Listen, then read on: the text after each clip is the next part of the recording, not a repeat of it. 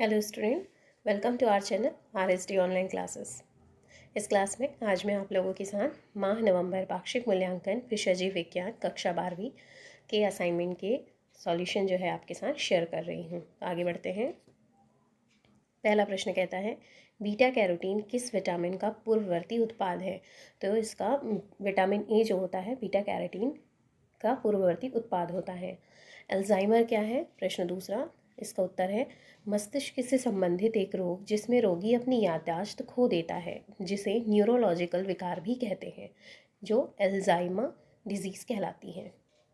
प्रश्न तीसरा है क्राई प्रोटीन क्या है? इसका उत्तर है जीव विष जिस जीन द्वारा कूटबद्ध होते हैं उसे क्राई कहते हैं, और क्राई प्रोटीन जो होते हैं क्रिस्टली प्रोटीन का एक वर्ग है। बैसिलस यूरेनेजिनेसिस जीवाणु की प्रजातियां क्राई प्रोटीन का निर्माण करती हैं, जो फसल पादपों को कीड़ा पीड़कों के प्रति प्रतिरोधक बनाती हैं। प्रश्न चौथा है ऊर्जा का 10% का नियम किसने दिया था? तो इसका उत्तर है ऊर्जा का 10% का नियम लिंडेमान के द्वारा दिया गया था। प्रश्न पांचवा, परितंत्र की परिभाषा लिखिए। उत्तर है जैव समुदाय और उसके भौतिक पर्यावरण के बीच पारस्परिक क्रिया से बना स्वपोषित तंत्र प्रकृति की क्रियात्मक इकाई पारितंत्र कहलाती है, जिसको हम इकोसिस्टम भी कहते हैं। प्रश्न छठवा है प्राणी प्लवक क्या है? तो जो खाद्य श्रृंखला होती है उस खाद्य श्रृंखला के प्राथमिक उपभोक्ता उत्पादक के बाद का जो उपभोक्ता होता है, जो प्राइमरी होता है, उसे हम कहते हैं प्राणी प्लवक। प्रश्न सातवां, अपरद किसे कहते हैं और एक अपरदाही का नाम लिखिए। अपरद मतलब एक मृतोपजीवी को ही हम अपरद कहते हैं, और मृत पौधे एवं जंतुओं के मृदा में पड़े भाग जैसे पुष्प, पत्तियां एवं जंतु के अपशिष्ट पदार्थों आदि जिसमें सूक्ष्म जीव वृद्धि करते हैं अपरद कहलाते हैं। और एक अपरदाही का उदाहरण है गुफा में उपस्थित चमगादड़ों के मल से प्रारंभ होने वाली एक श्रृंखला। प्रश्न आठवां, GM पौधे के 4 लाभ लिखिए। GM मतलब क्या है? जेनेटिकली मॉडिफाइड पौधे। ठीक है, उसके लाभ क्या क्या होते हैं कि अजैविक प्रतिबलों जैसे ठंडा, सूखा, लवण, ताप के प्रति अधिक सहिष्णु फसलों का निर्माण करना। दूसरा, रासायनिक कीटनाशक पर कम निर्भरता होती है। तीसरा, कटाई के पश्चात होने वाले नुकसानों को कम करने में ये सहायक होते हैं। चौथा, पौधों द्वारा खनिज उपयोग क्षमता में वृद्धि होती है। प्रश्न 9वां है प्लाज्मिड क्या है, कितने प्रकार के होते हैं? इसका उत्तर है ये स्वतः द्विगुणित क्षमता रखने वाली आनुवंशिक इकाई होती है, जो जीवाणुओं के अतिरिक्त गुणसूत्री अवस्था में स्थायी रूप से वंशागत होते रहते हैं। प्लाज्मिड जो है वो जेनेटिकली मटेरियल्स होते हैं जो कि क्या होते हैं, वंशानुगत चलते रहते हैं। आप इसका स्ट्रक्चर यहाँ से देख सकते हैं। ये एक है एंट अमीबा कोलाई का स्ट्रक्चर है, जिसमें आप देख सकते हैं एक बैक्टीरियल DNA है और एक प्लाज्मिड DNA है। ये आपस में मिल करके एक नया जो है नए क्रोमोसोमल स्ट्रक्चर जो है वो फॉर्म करता है। प्लाज्मिड के प्रकार क्या हैं? प्लाज्मिड के प्रकार होते हैं 3 प्रकार के होते हैं, F प्लाज्मिड, R प्लाज्मिड और कोल प्लाज्मिड। अगला प्रश्न है आपका खाद्य श्रृंखला व खाद्य जाल में अंतर लिखिए। इसका उत्तर है पहला, खाद्य श्रृंखला। तो इसमें लिखेंगे हम खाद्य श्रृंखला विभिन्न प्रकार के जीवों की एक रेखीय क्रम होता है, जिसके द्वारा भोज्य पदार्थों के संश्लेषण होने एवं उपभोग किए जाने की प्रक्रिया के फलस्वरूप ऊर्जा का प्रवाह होता है। खाद्य जाल है किसी एक पारिस्थितिक तंत्र में परस्पर संबंधित खाद्य श्रृंखलाओं का एक साथ खाद्य जाल कहते हैं। दूसरा अंतर है खाद्य श्रृंखला में जीवों की संख्या जो रहती है वो सीमित होती है, जबकि खाद्य जाल में जीवों की संख्या अपेक्षाकृत अधिक व असीमित हो सकती है। तीसरा अंतर है कि खाद्य श्रृंखला एक सरल प्रक्रिया है, जबकि खाद्य जाल एक जटिल प्रक्रिया है। प्रश्न 11वां है परजीवी जीवाणु क्या है, इसका उदाहरण द्वारा सचित्र समझाइए। तो देखिए परजीवी नहीं है, ये परजीनी है। परजीनी जीवाणु क्या है, इसका उत्तर लिखेंगे एली लिली एक अमेरिकन कंपनी है इसमें डीएनए की 2 अनुक्रमों को तैयार किया गया, जिसमें मानव इंसुलिन के ए और बी श्रृंखला के अनुरूप होते हैं।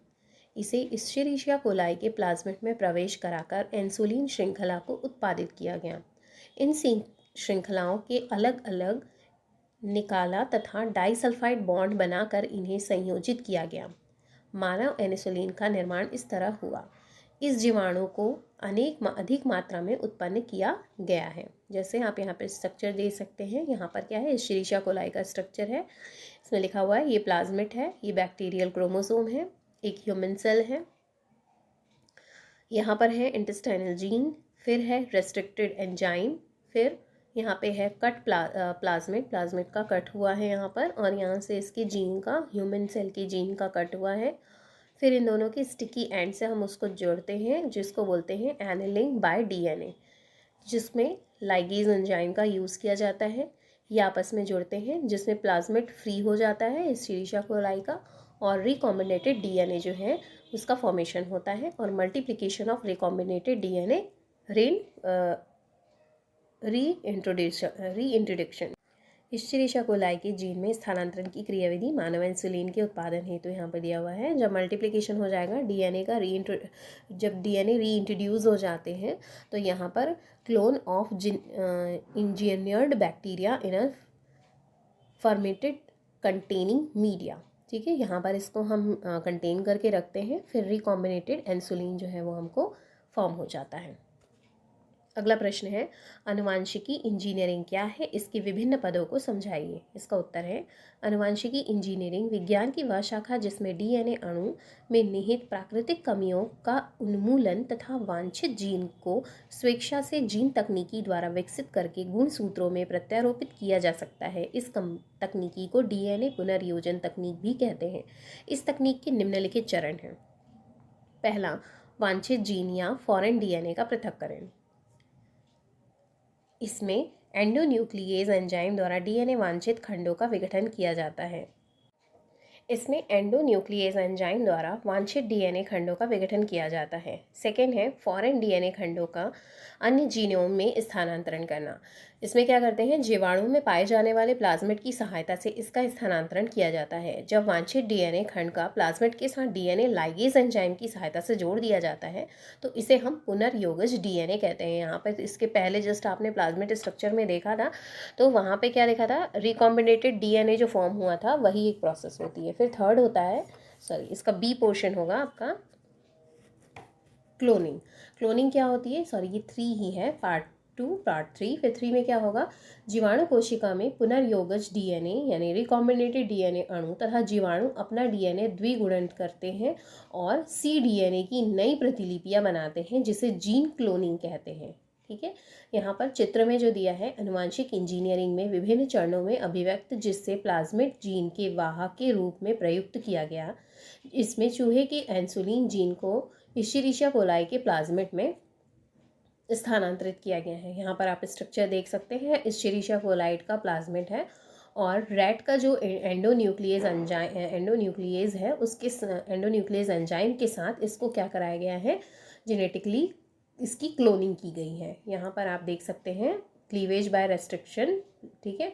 फिर ये इंसुलिन जीन दिया हुआ है, कॉम्प्लीमेंट्री पेयर है, यहाँ पर लाइगेज एंजाइम के द्वारा ये अलग अलग हो जाते हैं, प्लाज्मिड विद इंसुलिन जीन, ठीक है। तो इश्चेरिशिया कोलाई और एक नया हमको मिल जाएगा इश्चेरिशिया कोलाई विद इंसुलिन जीन। इसका महत्व क्या होता है कि जीन की संरचना में इच्छित परिवर्तन करना संभव होता है। दूसरा, आनुवांशिक विकृतियों को ठीक किया जा सकता है। तीसरा, नई दवाइयों का जैव स्तर पर संश्लेषण संभव हो सकता है। विटामिन्स एवं हार्मोन्स का संश्लेषण किया जा सकता है। प्रश्न 13वां है इसका, पारिस्थितिक तंत्र के घटकों का उदाहरण सहित समझाइए। तो देखिए बहुत सिंपल सा आंसर है ये कि संरचनात्मक रूप से पारिस्थितिक तंत्र जो रहते हैं वो 2 प्रकार से डिवाइडेड है। फर्स्ट है जैविक और दूसरा अजैविक घटक। अजैविक घटक के अंतर्गत प्रत्येक पारिस्थितिक तंत्र में सूर्य से ऊर्जा मिलती है और रासायनिक पदार्थ पृथ्वी तथा वातावरण से मिलते हैं। रासायनिक पदार्थ जो होते हैं ये दोनों जलवायु मिल करके पारिस्थितिक तंत्र के अजैविक घटक का निर्माण करते हैं। अब अजैविक घटक भी 3 टाइप से डिवाइडेड है। फर्स्ट है कार्बनिक पदार्थ, अकार्बनिक पदार्थ और जलवायु घटक। कार्बनिक पदार्थ क्या होते हैं, इसके अंतर्गत carbohydrate, lipid, protein, amino acid आता है। जो जैविक और अजैविक घटकों को जोड़ने का काम करता है। दूसरा होता है अकार्बनिक पदार्थ। अकार्बनिक पदार्थ जो रहते हैं वो वायुमंडल में हमको कार्बन डाइऑक्साइड, नाइट्रोजन, ऑक्सीजन, ये O2 है। फिर उस आप लिखेंगे potassium, sulphur, magnesium, calcium, sodium, ये सभी आदि अकार्बनिक पदार्थ इसके अंतर्गत आते हैं, जिसका चक्रण होता है, जिसका साइकिल एक चलता रहता है, जिसका उपयोग जो है कार्बनिक यौगिक के संश्लेषण में किया जाता है। तीसरा पॉइंट है इसका, जो अजैविक घटक होते हैं उसका जलवायुवी घटक, जिसमें प्रकाश, तापमान और आर्द्रता है, ये आते हैं। आप इसको और थोड़ा डिटेल कर सकते हैं, जैसे लाइट की उपस्थिति भी, लाइट की प्रेजेंस में ही क्या होता है, फोटोसिंथेसिस की प्रोसेस होती है। ठीक है, टेम्परेचर जो रहता है वो भी क्या करता है, टेम्परेचर जो रहेगा मतलब बॉडी स्ट्रक्चर में चेंजेस ला सकता है। ठीक है, कम तापक्रम जैसे कम, अधिक, ठंडा, गर्म, ये सभी चीज़ें जो रहेंगी वो भी श्रृंखला को जो है वो परिवर्तित या फिर उसको चेंज कर सकती है।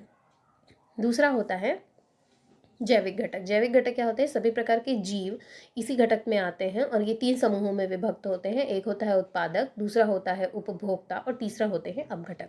उत्पादक क्या होते हैं, ये स्वपोषी कारक होते हैं। इसके अंतर्गत हरे पौधे तथा प्रकाश संश्लेषण की क्षमता वाले जीव आते हैं, जो सूर्य के प्रकाश की उपस्थिति में कार्बन डाइऑक्साइड और H2O के द्वारा भोजन के निर्माण करते हैं।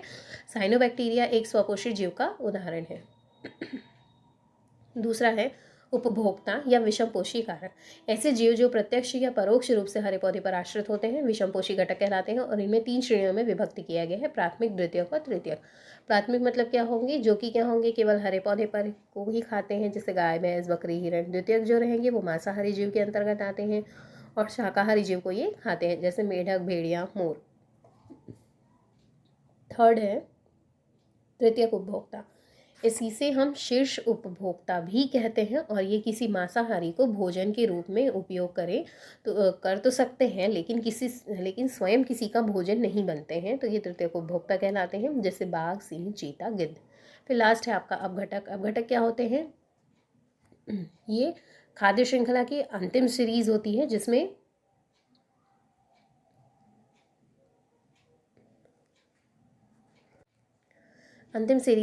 जिसमें क्या होता है, पौधे एवं जंतुओं के मृत एवं सड़े गले शरीर व उसके अवशेष तथा उसके वर्ज्य पदार्थों का जीवाणु, कवक एवं कुछ मृदा प्राणियों द्वारा अपघटन किया जाता है और अपघटन के अंतर्गत जटिल कार्बनिक पदार्थों का अकार्बनिक तत्वों में तोड़कर मुक्त कर देते हैं।